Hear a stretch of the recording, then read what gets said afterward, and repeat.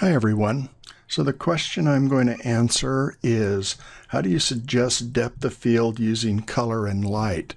And it's an interesting question because for the most part, depth of field is a photography question, and it has to do with focus, what's in focus, what's out of focus, and of course then there's a range in distance of what a camera can catch that's in focus and what it can't. And you know, the general rule is the smaller the larger the f-stop, f22, you'll get a larger depth of field than say f5.6. But that doesn't relate a whole lot to digital painting or the kind of work that I do. So I'm going to answer the question more in the context of how do you go about indicating distance in a painting, in a 2D painting, using color and light. And color,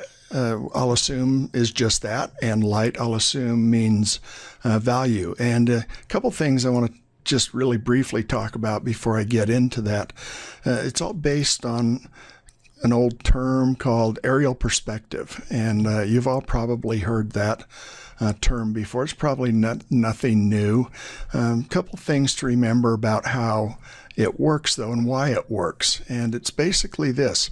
So this isn't going to be real painting yet, but this is our Earth. And this is me, the artist, standing here with my little brush in my hands, and I'm painting.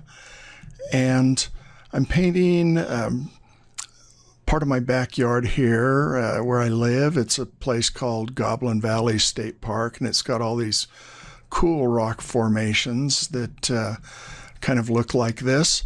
And then there's, of course, around the Earth, the atmosphere.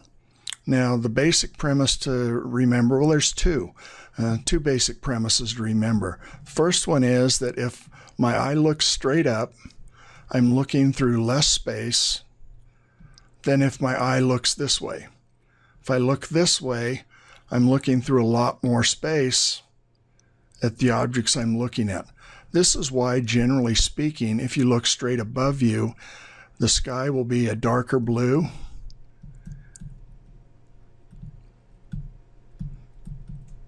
Good spelling, B-L-U-E. And if you look then down more toward the horizon, the sky will be a much lighter blue.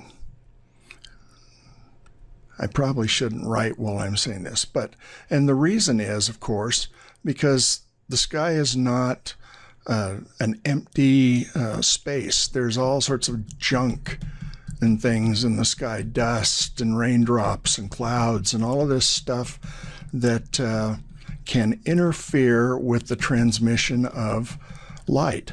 And so what you do is you're looking through a lot less gunk or junk when you look straight up than you are looking here.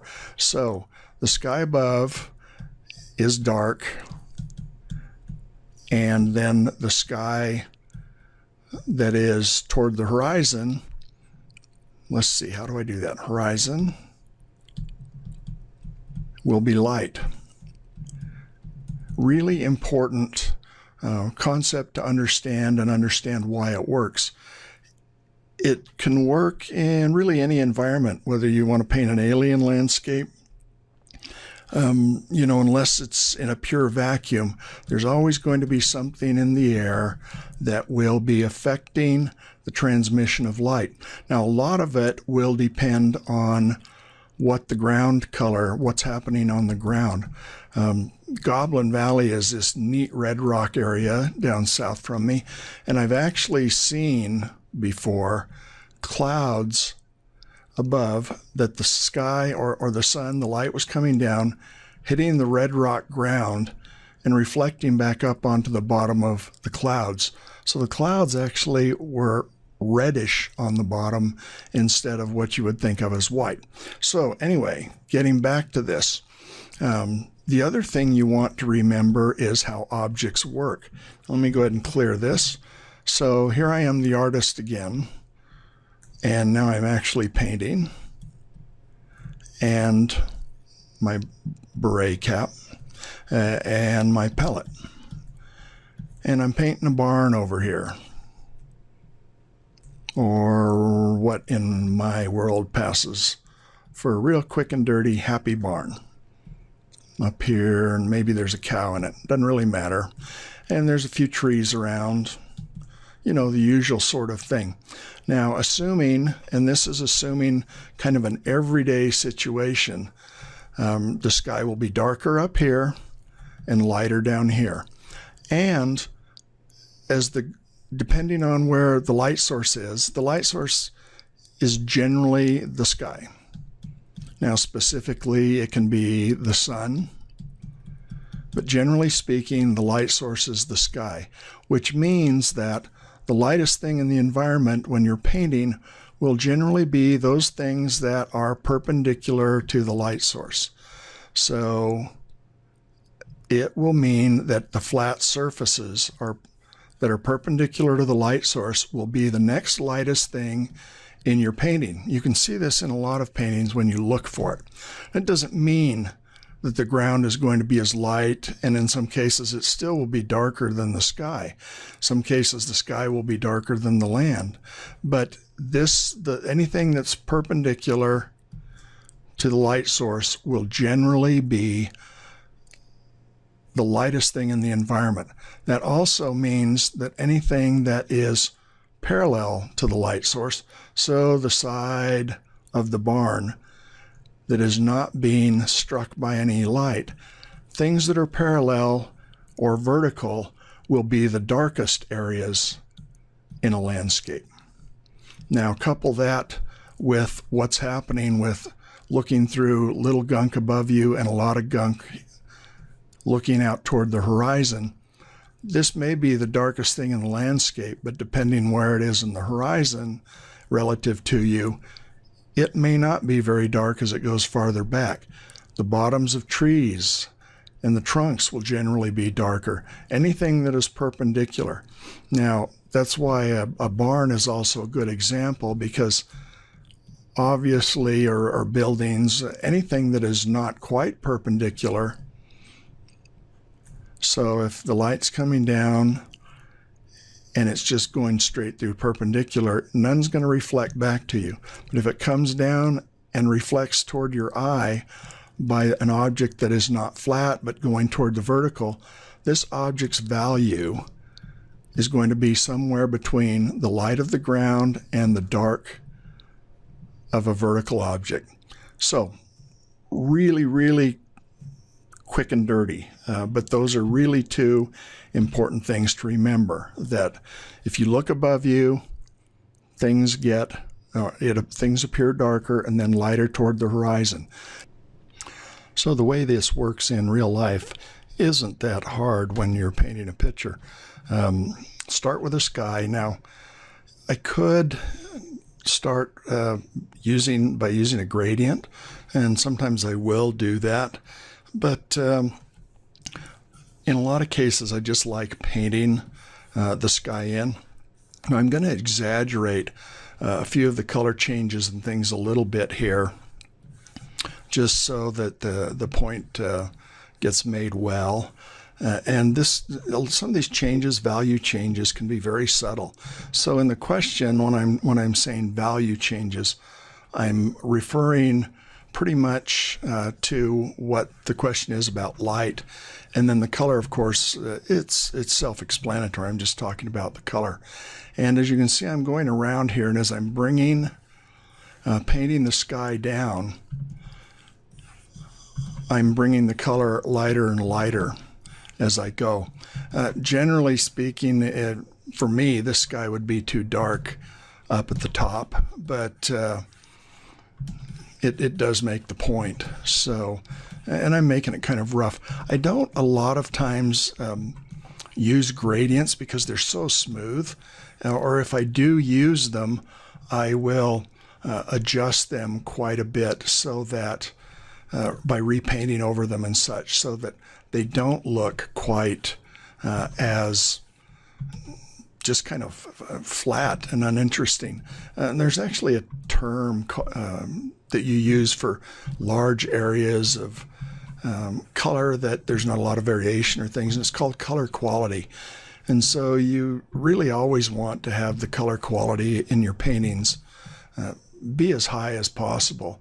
And that usually comes in when you don't paint large flat areas, but you mix things up. So all these little streaks and things that you can see that I'm doing here, that would be considered somewhat color quality.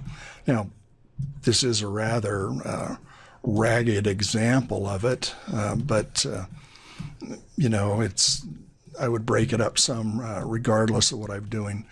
Now, again, this is assuming pretty much a generic sunny afternoon kind of scenario where sun's out, it's not overcast, and so the sun's going to directly light a lot of the dust and things in the air.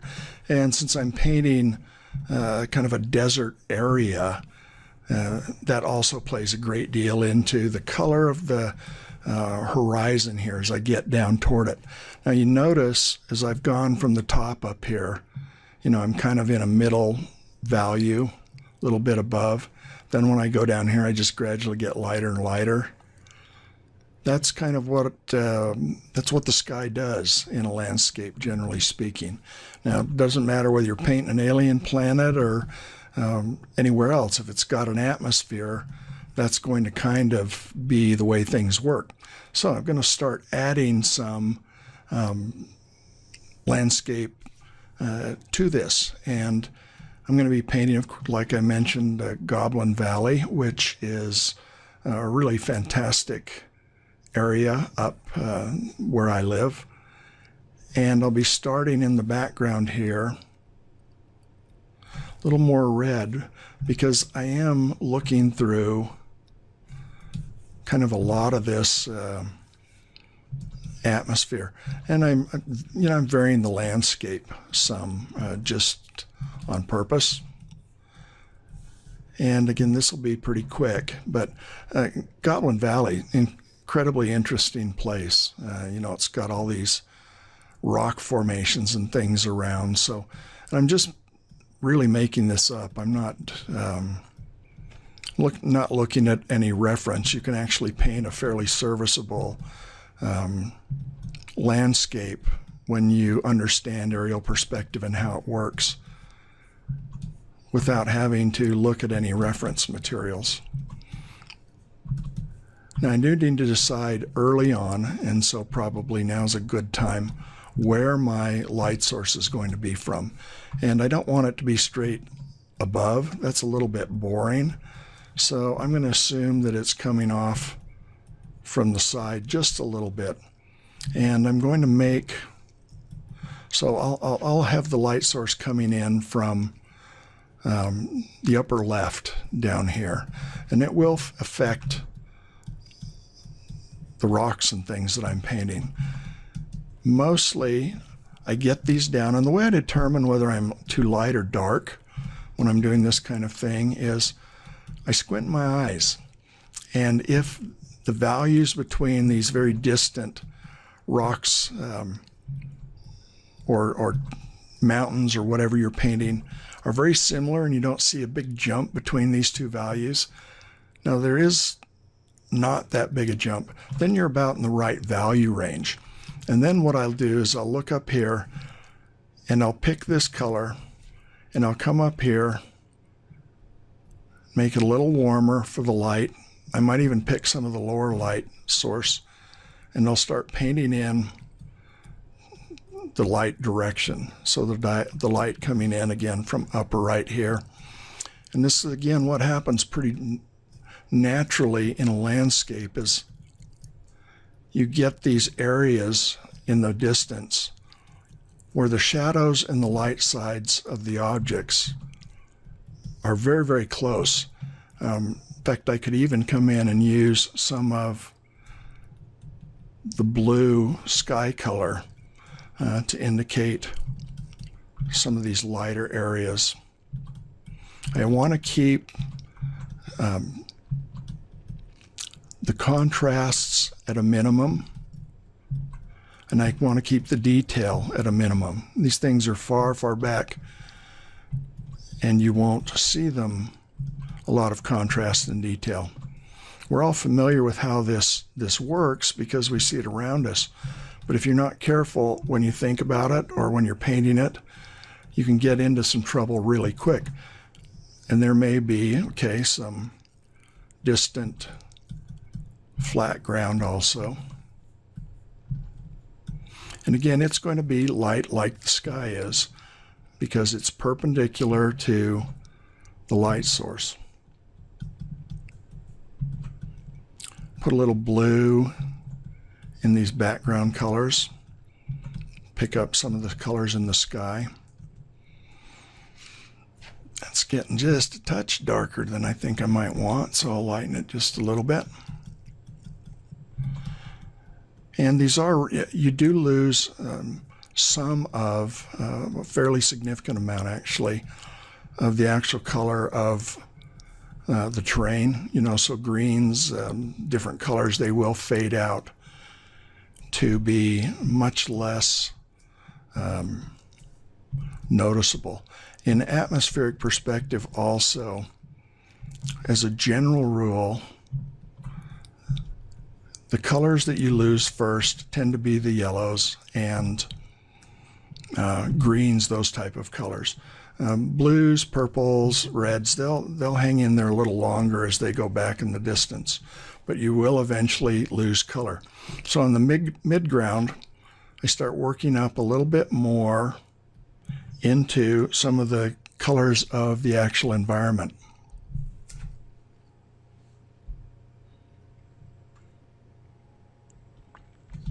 So as I come forward a little bit, I'll start to use some of the color. Still, I want it to cool off quite a bit, but I think that pink's a little bit too much. I'll come down here and just make it way too dark. Make it a little grayer. Color choices can become so important. That's the color I want. It's not really a pink, it's really kind of a gray, but against the blues and things, it will look like much more orange. And that is because of what is called simultaneous contrast. Simultaneous contrast is the tendency for colors or values, differing colors and values, when they're placed next to each other, enhancing the differences of each other. That's kind of a mouthful, but it's why often if you take, for example, maybe I can demo it here pretty quick. If I take a gray color, completely gray, and put it up in the sky here, it'll look more orange than it will if I put it down here. And same color, but you can see how much lighter this one looks, how much darker this one looks, and this looks more blue, and this looks lighter, and it's exactly the same color. Okay, so getting on here, and I'm going to build up some closer rocks now. And I can add a little bit more detail, although in a half hour or whatever this is going to end up being, I don't really want to add, or I won't have the opportunity to add a whole lot of detail. So we'll build this up some, and I'm going to kind of lean toward having more developed things up in here. So fun thing about the rocks in the desert down where I live is you can have a lot of fun painting them, making them look like figures and things. Some of the goblins that are in Goblin Valley really look like goblins. And I am painting on one layer, so I'm just, I'm not going to erase a lot. I'll just paint over things as I need to. Get some arches. Arches National Monument. Let's see, no, it's a national park, is pretty close. So we'll get a couple of arches going here. And I'll just paint the sky holes through them. And this will be the lighter area. So it's not a terribly different than what's back here, but if I sample it, you can see how light that is, and if I sample this, you can see I'm moving down. Then I'll make the light again a little bit lighter, a little more orange on the light side of these. A little bit lighter than that. Again, these things are the areas in the rocks that would be picking up more of the light. They're a little more perpendicular. And I think I was going to actually let have this pink be the light, but now this is going to be the light. Remember, and you can see it now starting to develop, that I'm getting a lot more contrast between the lights and darks than I have back in these areas. And that's okay. You want, as you get closer toward you want more contrast. So I'll work to get that going.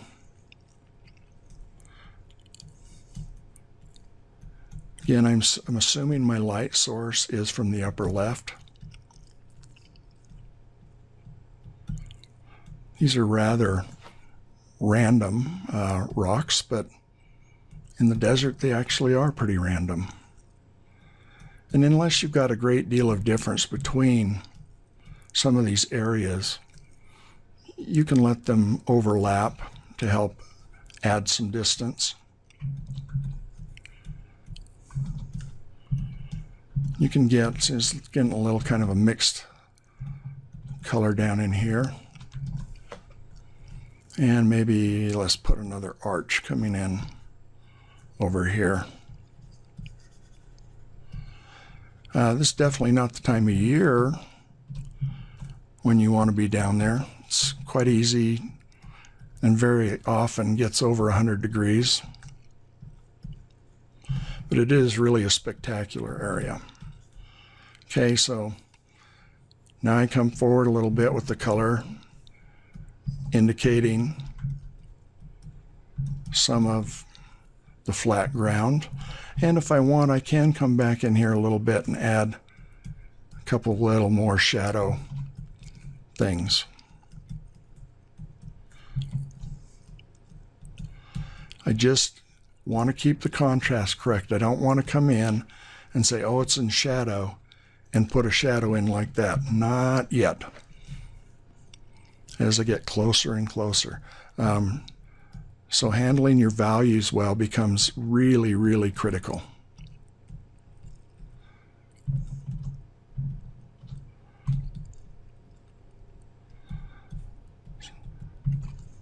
Okay, and there can be some rocks and things in here, and you can make some of the lights even a little lighter if you need to.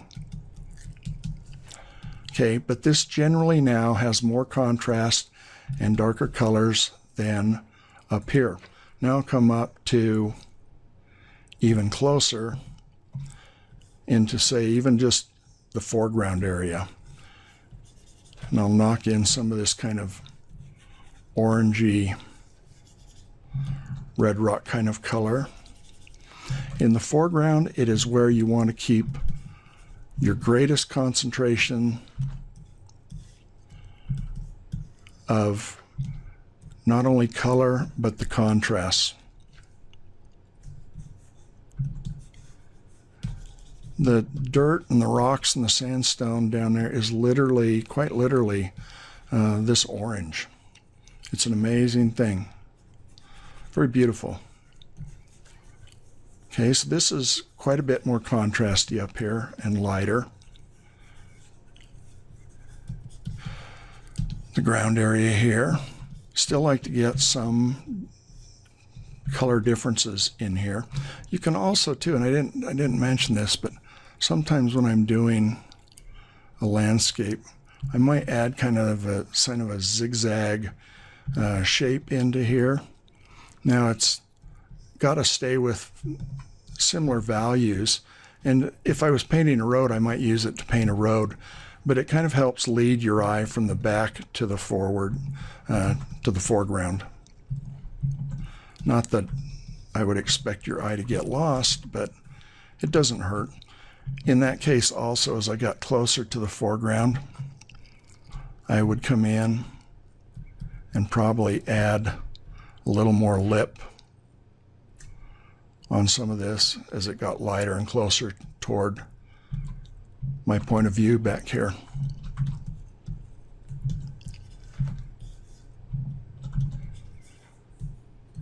Okay, so I'm up here in the foreground now, and I'm going to put in one of these strange hoodoos that kind of go around here, and this whole valley's covered with them.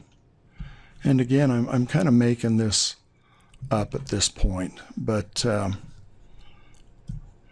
so I can't attest to the accuracy that you would actually see anything like this. But I'll just block in the major shapes first.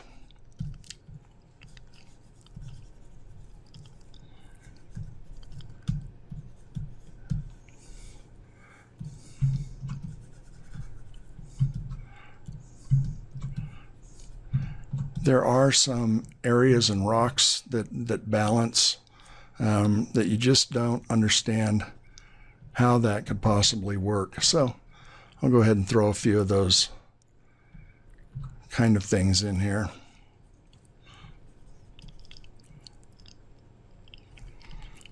Hopefully to make it a little bit more interesting. Strange little points, all sorts. They're a very, very strange country. Of course, the goblins only come out at night.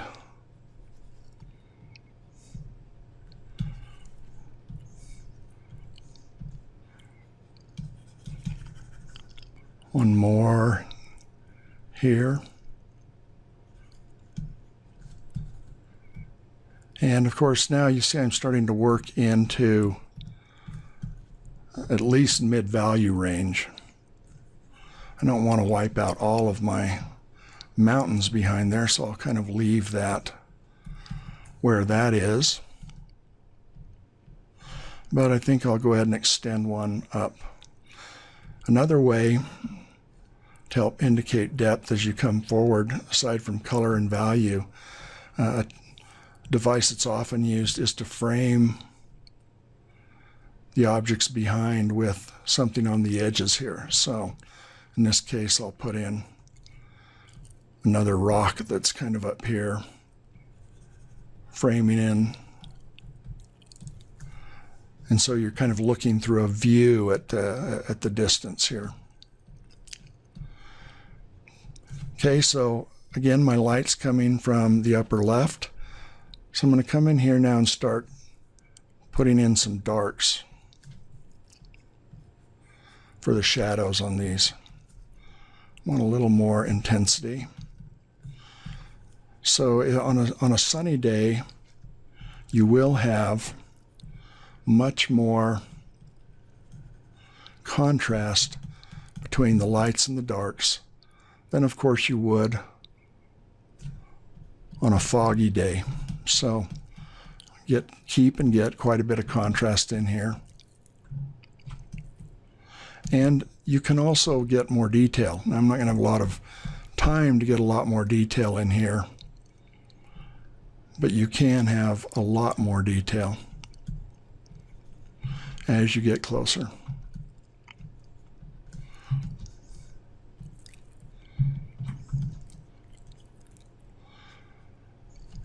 Remember, I'm exaggerating this some so that it's easily seen how I've got this working from the back to the foreground. Some of these underlying rocks will be completely in shadow because the rocks above will cover them.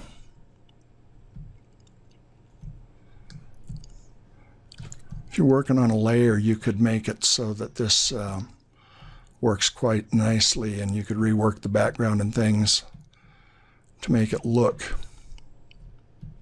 well, you wouldn't have to worry about messing any of the foreground objects up or background objects as you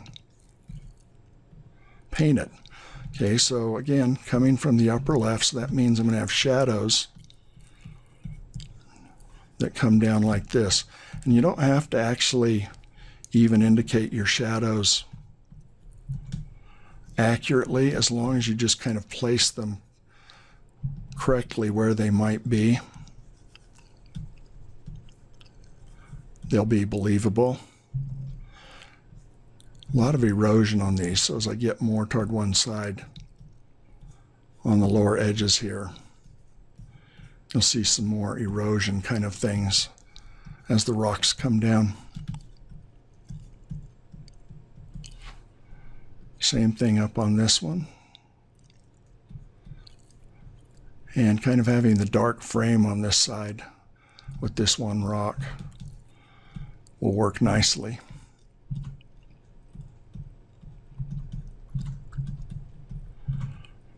Also, as you get closer, not only do you have the shadow side of things, but you have what will be called occlusion shadows that will affect the contrast in the lights that you're painting with. An occlusion shadow is basically what happens when you get down in these deep cracks and things. So I'll draw a couple in here real quick in just a minute. And you'll start seeing, of course, a lot of detail, little rocks on the ground and things that start happening as you get closer to the foreground. So basically, we're going from light in the back to dark in the front, less contrast in the back, more contrast in the front, which completely is the basics of atmospheric perspective. Now, as I do get closer here, again, my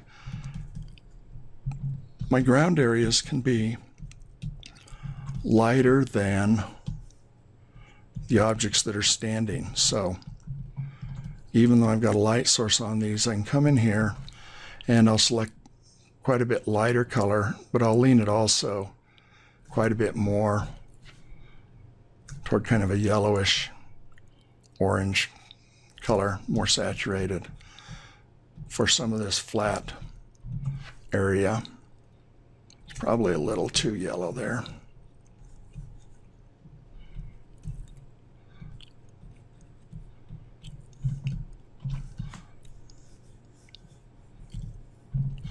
Interesting thing about this country also is that, especially on a bright day like this, you will start to see, you might have these, the reflected color back into the rocks becomes really intense, very intriguing, really beautiful. And basically what it does, you get some a little more detail in here in these erosion cracks. And then some of this lighter color on some of these flat surfaces.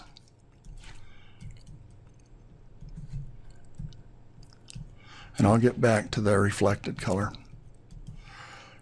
Just picking up some of the light. Always remember and keep in mind the light direction. If you forget which way the light's coming in, you'll start making errors that will confuse your viewer. Okay, so we got a few of the flats indicated here. And you can see now really quite a good sense of light and dark. So coming back to occlusion shadows, they become very dark because there's less and less ability for the light to reflect and the ambient light to come into play. So deep cracks, holes, things like that will be quite dark and look correctly in place. You don't want to overdo them. You want to limit them. If you overdo them, you will break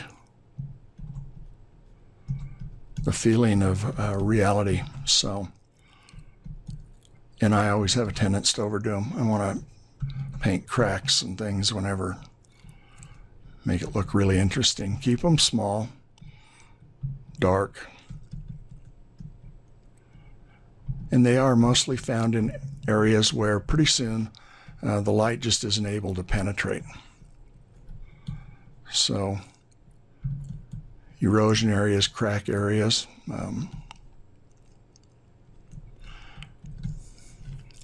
On this side, same kind of thing. And then get some different ones down here.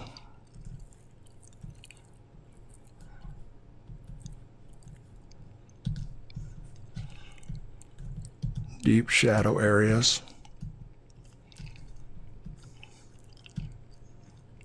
And then for the reflected lights, rubble on the ground, you'll find some of these occlusion type shadows quite a bit in those areas.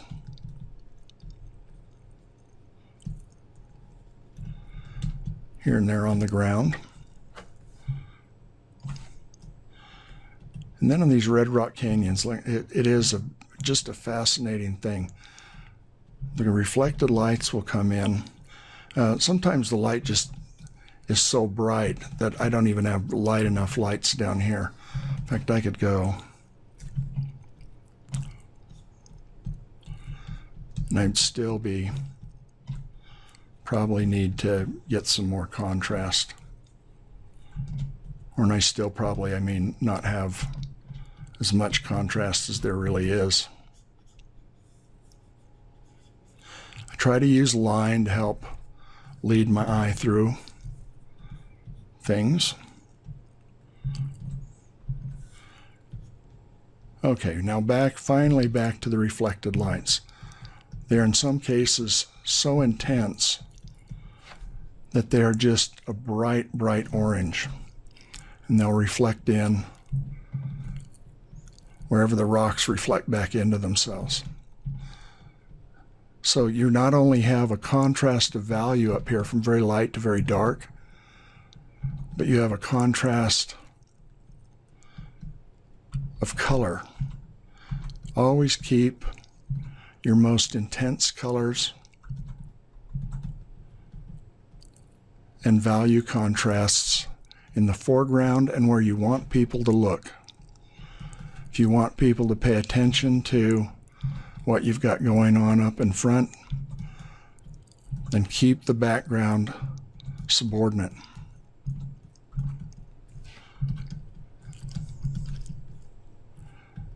It's just hard to explain how incredibly interesting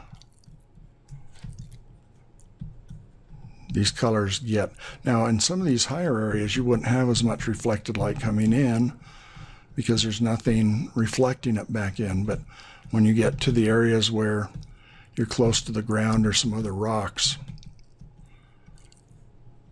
and you'll even have some of it into the ground.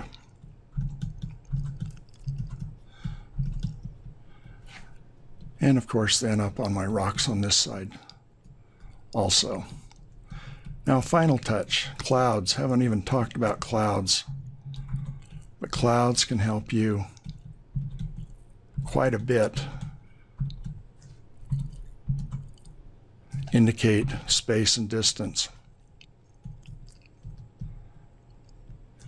And so let's go back in and put in a few clouds. I'm going to create a new layer because I want to just show you how fluffy cumulus clouds can work.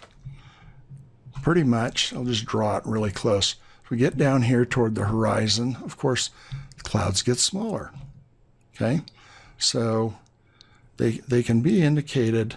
You know, cumulus cloud has fairly flat bottom And then, so it's kind of a dome shape. So these clouds back in the far distance are much more dome shaped. They look like a half sphere or something. As you get closer to you, the viewer, you start to see more of the bottom of the clouds and less at the top, until right above you, you may see only the bottom of the cloud and very little of the top. Important concept to remember. So let me clear this layer. So we'll go back here, and because, like I told you, I've seen the bottoms of these actually red, I'm going to put in a few clouds. That's probably a little too red, a little more gray. And I'll start with them really flat, work my way forward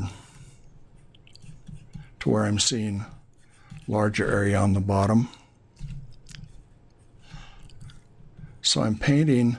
Now this is interesting too, because as you can see, I haven't changed the color at all. But as I get closer and closer, because I'm looking through less and less sky, the clouds start looking lighter and lighter, till right up here. Now again, I'm not looking at any reference from these. I would always recommend looking at reference, but using the same color all the way from back in here up front, and you can see how the contrast has gone up. So we'll use some white now, and the ones close, you know, will have a lot higher contrast in the whites, especially because you're not looking through a lot of sky to see at them. And you will see some darker areas in the clouds, but don't make them too dark. You don't really, unless they're big storm clouds and things, you don't want them to be a whole lot darker than the surrounding air. In fact, at best, probably if you just opt back into using some of the surrounding sky color for your clouds. But you can get a little darker with your white as you go back. So using this white, and that's actually pretty dark back there anyway. And you see more of the top of the clouds. So I'm not taking a lot of time to do these, but I think it's giving you an idea.